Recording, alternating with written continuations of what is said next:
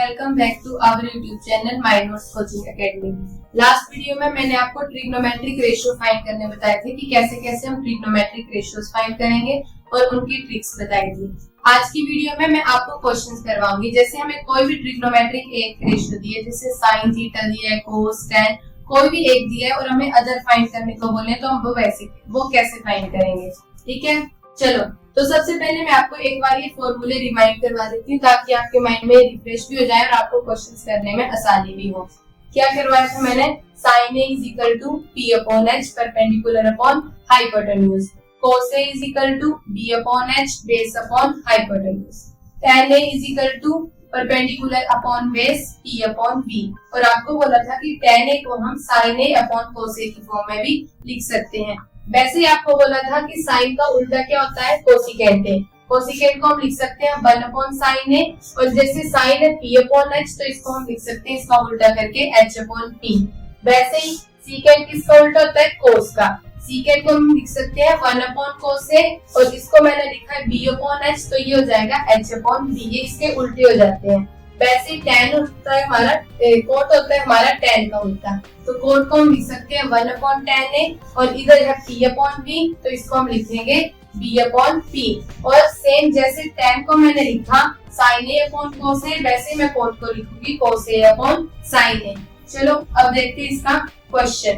हमारे पास क्वेश्चन है, हमें बोला है if cos a is equal to 5 upon 30, हमें cos a की वैल्यू दी है 5 upon 30, then what is the value of sin a and tan a। हमें एक वैल्यू दी है और हमने बाकी की फाइंड करनी है। देखो ये हमारे पास कोई भी राइट एंगल ट्रायंगल, ये ट्रिग्नोमेट्री में हमेशा राइट एंगल ट्रायंगल ही होती है। तो देखो हमारे पास दिया है cos a is equal to 5 upon 13, और cos की क्या बताई मैंने वैल्यू? b upon h। तो यहाँ से हमारे पास क्या आया? b की वैल्यू आ गई हमारे पास 5 और h की वैल्यू हमारे पास आ गई 13। ठीक है, अब मैं आपसे पूछती हूँ कि आपने p की वैल्यू फाइंड करनी है। p की वैल्यू कैसे फाइंड करेंगे? हमने पढ़ा है राइट एंगल ट्रायंगल में हमें दो वैल्यूज दी है, तीसरी फाइंड करनी है, तो उसके लिए हमारी यूज होती है पाइथागोरस थ्योरम। तो इधर हम लगाएंगे पाइथागोरस थ्योरम। पाइथागोरस थ्योरम क्या बोलती है? पाइथागोरस थ्योरम बोलती है हाइपोटेन्यूज का square is equal to perpendicular square plus base square. तो हाइपोटेन्यूज की वैल्यू कितनी है हमारे पास? 13 का square is equal to p की वैल्यू हमारे पास नहीं है, वो हमने फाइंड करनी है। तो p की जगह हम as it is p square लिख देंगे, और b की वैल्यू कितनी है हमारे पास? 5, तो ये आ गया 5 का स्क्वायर। अब इनका स्क्वायर करो, 13 का स्क्वायर आ जाएगा 169, p square as it is, और 5 का स्क्वायर 25। नेक्स्ट अब देखो इधर 25 प्लस में दूसरी साइड जाकर क्या हो जाएगा हमारा? माइनस, तो इधर आ जाएगा 169 minus 25 is equal to p square. इन दोनों को माइनस करेंगे हमारे पास आ जाएगा 144 is equal to p square.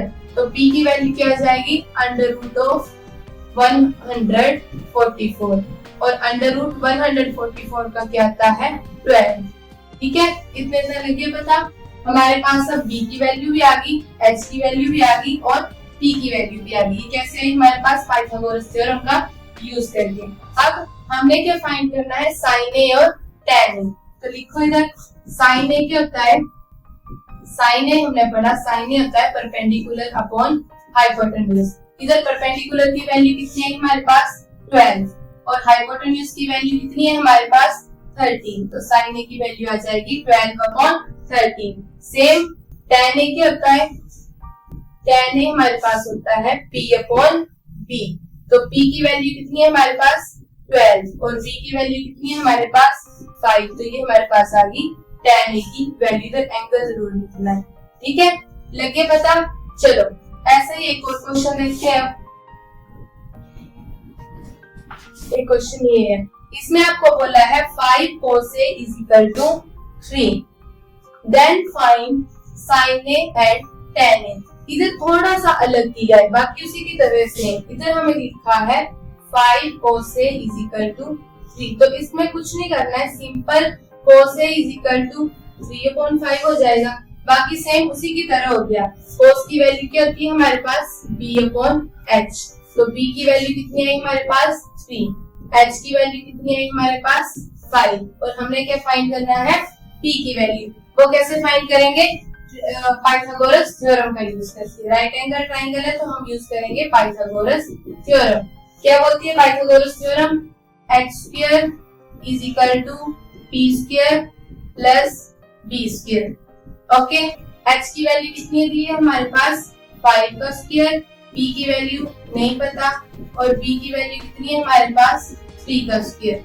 5 का स्क्वायर कितना आ गया 25, p का square p square as it is और 3 का स्क्वायर आ जाएगा 9।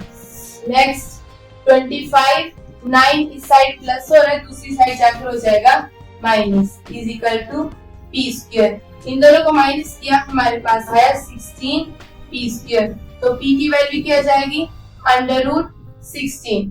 ओके, लगे पता? तो p की वैल्यू 4 क्योंकि 4 का स्क्वायर होता है 16। सेम p की वैल्यू भी आ गई हमारे पास, b की वैल्यू भी आ गई और h की वैल्यू भी आ गई। अब हमने फाइंड क्या करना है?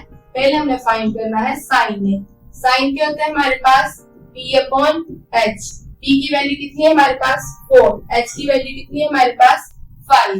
नेक्स्ट हमने फाइंड करना है tan। tan की वैल्यू क्या होती है हमारे पास b अपॉन h। इधर b की वैल्यू कितनी है हमारे पास 3, सॉरी b अपॉन h नहीं, ये होता है b अपॉन b। तो p कितना है हमारे पास 4 और b कितना है हमारे पास 3। ठीक है, लगे पता? तो इसके लिए आपने देखा पहले हमें पाइथागोरस थ्योरम का यूज करना आना चाहिए। ऐसे क्वेश्चंस में सबसे पहले आपने p, b और h की वैल्यू फाइंड करनी है, फिर आपको ट्रिग्नोमेट्रिक रेशियोज फाइंड करने आने चाहिए, उनमें वैल्यूज पुट करो। आप कोई भी रेशियो निकाल सकते हो, ऐसे आप कोसिकेंट भी निकाल सकते हो, वो साइन का उल्टा हो जाएगा। सीकेंट निकाल लोगे वो कोस का उल्टा हो जाएगा और कोट निकाल लोगे वो टैन का उल्टा हो जाएगा। ओके, तो आज के लिए बस इतना ही। अगली वीडियो में हम ऐसे और क्वेश्चंस प्रैक्टिस करेंगे। आपको हमारी वीडियो पसंद आए तो इसे लाइक करें, अपने दोस्तों के साथ शेयर करें और ऐसी और वीडियोस देखने के लिए हमारे चैनल के साथ जुड़े रहें। Thank you.